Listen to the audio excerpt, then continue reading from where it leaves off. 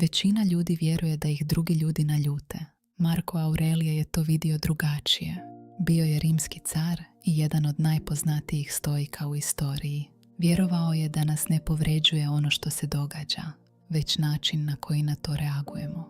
Zamisli da ti neko kaže nešto ružno. Većina ljudi reaguje odmah, ali upravo tu često pravimo grešku.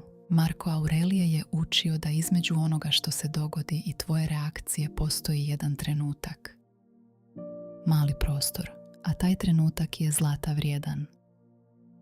Udahni duboko, polako izdahni, izbroj u sebi do 3 i zapitaj se kako želim da reagujem. U početku ćeš se morati svjesno podsjećati na to. Prvih nekoliko puta možda će djelovati neobično, ali uz malo vježbe to postaje navika.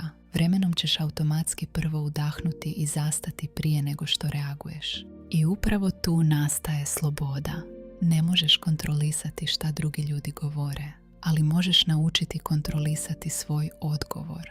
Unutrašnji mir ne nastaje kada život postane lakši. On nastaje kada naučiš svjesno reagovati umjesto automatski. Ako želiš saznati više o stoicizmu, na mom kanalu možeš pronaći još videa na ovu temu.